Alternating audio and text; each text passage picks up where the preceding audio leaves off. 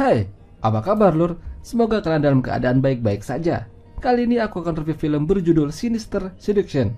Yap, film yang dirilis pada tahun 2019 ini menceritakan kisah seorang ibu yang mencoba mengembalikan semangat hidup anaknya yang ditinggal mati oleh ayahnya karena kasus pembunuhan.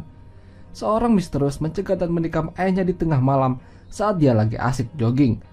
Semenjak kejadian itu, keluarga mereka kini tidak lagi seperti dulu. Ini adalah Sharon dan ini adalah Anthony.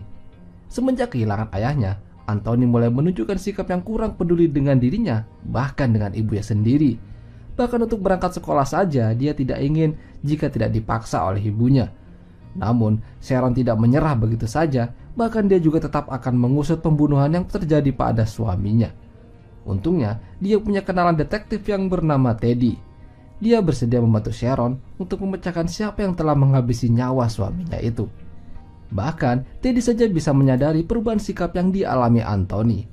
Semenjak ayahnya meninggal, Anthony sering sekali mendapat bulian dari salah satu temannya di sekolah. Dia adalah Kilby. Dia sering sekali membuat Anthony tidak nyaman saat berada di sana. Hingga suatu hari muncul seorang pemuda bernama Dylan yang menghentikan aksi Kilby pada Anthony. Dylan adalah siswa pindahan yang baru bergabung di sekolah mereka. Tampaknya dia memiliki simpati pada Anthony yang sering mendapat bulian dari Kilby. Sementara Anthony bersekolah, Sharon berada di kantornya. Di sana, dia menerima email dari Teddy. Sebuah surat yang ditujukan untuk Sharon, namun dia tidak mengenali siapa yang mengirimkan itu padanya. Setelah kepergian suaminya, Sharon ingin menjual rumah lama mereka dibantu oleh teman lamanya yang bernama Katie. Di sekolah, Anthony tampaknya menyukai seorang gadis bernama Megan. Namun dia hanya bisa memandangi dari jauh karena tidak berani berbicara dengannya. Menyadari hal itu, Dylan membantu Anthony supaya dia bisa lebih dekat dengan Megan.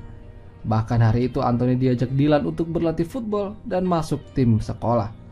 Kehadiran Dylan membuat Anthony sedikit bersemangat karena ternyata masih ada seseorang yang ingin mengajaknya bersenang-senang.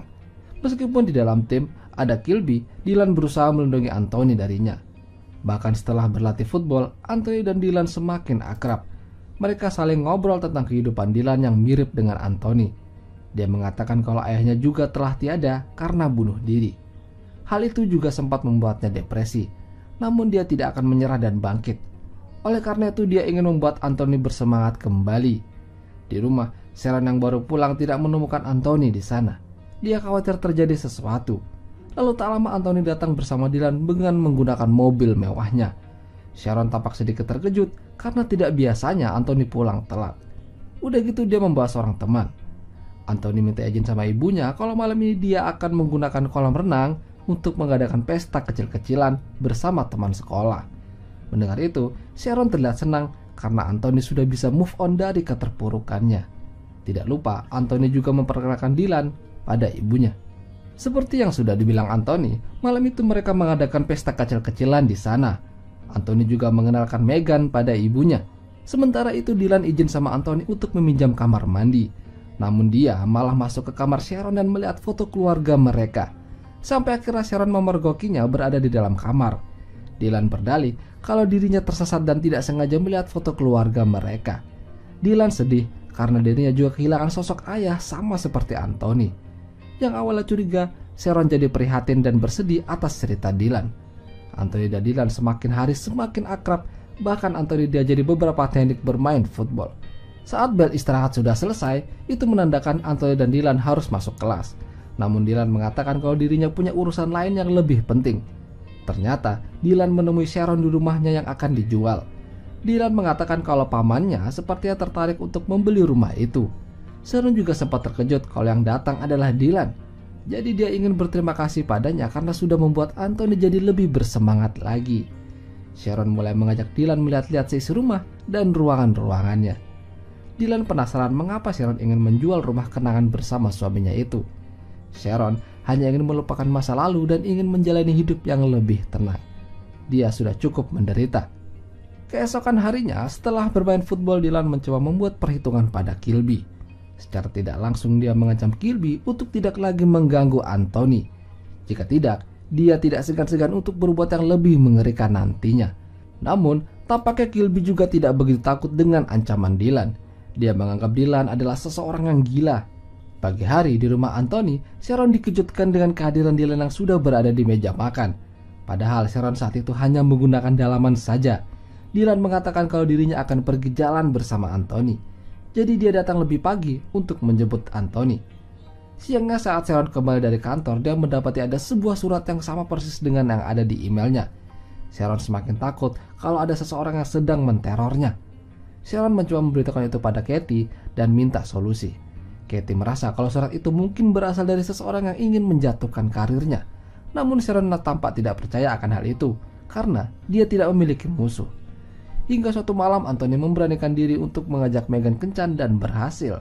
Malamnya Sharon terkejut melihat Anthony berpakaian rapi dan merasa senang melihatnya.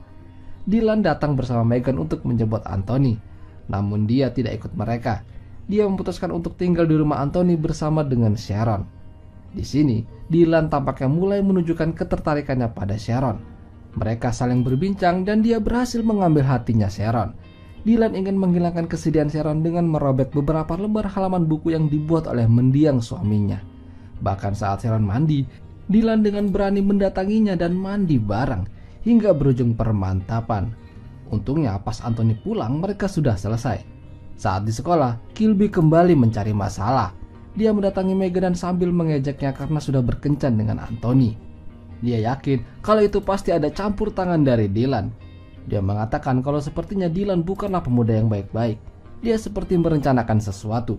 Namun Megan tidak percaya dan pergi. Bahkan Kilby mulai berani sama Dylan melontarkan ancaman. Jadi Dylan merencanakan sesuatu dengan minta bantuan sama Anthony. Dia meminta Anthony melukai dirinya dengan pisau di bagian tangannya, seolah-olah Kilby yang melakukannya. Dylan lalu mendatangi Kilby di lapangan dan langsung memberikan bogem. Karena kejadian itu, pihak sekolah memanggil Dylan dan Anthony beserta Teddy dan Sharon untuk dimintai keterangan lebih lanjut. Dylan mengatakan kalau Kilby melukainya dengan pisau, jadi dia berusaha membalas dengan memukulnya. Dia juga mengatakan kalau Kilby masih sering membuli Anthony. Anthony yang mendengar itu hanya mengucapkan beberapa kata saja karena dia tahu kalau bukan itu kejadian yang sebenarnya. Akibat kejadian itu juga, Anthony dan Sharon kembali tidak rukun. Sharon terkejut kalau Anthony ternyata masih mendapat bulian dari temannya. Saking kesalnya Anthony mengungkit-ungkit masa lalu kalau Sharon dan ayahnya juga sering tidak akur. Itu sebabnya Anthony lebih menyayangi ayahnya dibanding ibunya. Malamnya Sharon mendapat pesan dari Dylan. Dia ingin bertemu di rumah yang akan dijual Sharon. Namun sampai di sana Dylan langsung beraksi dengan mencium Sharon di depan pintu dan mengajaknya untuk melakukan permantapan. Mereka tidak sadar ada seseorang yang sedang merekam mereka saat berciuman. Saking kecapean semalam, Sharon dan Dylan ketiduran di sana. Tak lama Katie datang karena ada orang yang ingin melihat-lihat rumah. Sharon panik karena di dalam masih ada Dylan. Namun untungnya Dylan berhasil keluar sebelum Katie menemukannya. Sementara Megan di sekolah mencoba mendatangi Anthony karena ingin menunjukkan sesuatu. Dia menunjukkan rekaman video Sharon dan Dylan semalam. Anthony terkejut. Bagaimana dia bisa merekamnya? Ternyata Megan disuruh sama Dylan untuk merekam aksi mereka dan sengaja menunjukkan itu pada Anthony. Namun Megan seperti tidak setuju dengan perbuatan Dylan. Dia masih tidak tahu apa motifnya. Bahkan video itu kini tersebar di internet dan dilihat oleh Katie dan Sharon. Sementara Anthony yang bosan di rumah mencoba mendatangi rumah Dylan yang tampak kumuh. Hal itu membuat Anthony bertanya-tanya. Padahal dia punya mobil mewah. Dia mencoba memanggil-manggil Dylan. Lalu dari belakang Dylan datang dan langsung membiusnya. Sharon mulai panik karena Anthony tidak bisa dihubungi. Hingga malamnya, sebuah nomor tak dikenal mengatasnamakan Megan mengirimkan pesan pada Sharon kalau Anthony sedang bersama dirinya. Lalu tak lama email masuk ke HP-nya, seseorang ingin bertemu dengannya di rumah yang akan ia jual. Ternyata itu adalah rencana Dylan. Nomor asing, email tak dikenal adalah ulah Dylan. Dylan melakukan itu karena ia ingin balas dendam pada Sharon. Dulunya, ternyata Sharon berselingkuh dengan ayahnya Dylan. Karena ketahuan, ibunya Dylan marah dan melakukan bunuh diri. Dia jugalah yang telah menghabisi ayahnya Anthony. Dylan mengecap Sharon adalah seorang pelakor. Kini dia telah menawan Anthony dan Megan. Dia ingin membuat Sharon menyusul suaminya. Namun untungnya Sharon berhasil melawan. Tak lama Teddy datang dan membantunya.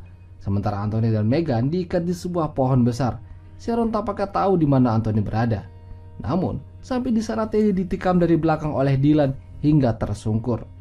Dylan mengambil pistol milik Teddy dan menodongkan itu pada Sharon. Sampai akhirnya Anthony berhasil melepaskan diri dan membantu ibunya. Hingga akhirnya Dylan pingsan dan dijebloskan ke dalam penjara. Beberapa minggu kini telah berlalu. Sharon akhirnya berhasil menjual rumah lamanya dan menjalin hubungan dengan Teddy. Anthony juga kini lebih bisa meneruskan hidupnya dan akhirnya film pun berakhir. Itulah tadi alur cerita film Sinister Seduction. Jika kalian suka dengan video ini, jangan lupa untuk tinggalkan like ya lur. Dan sampai jumpa.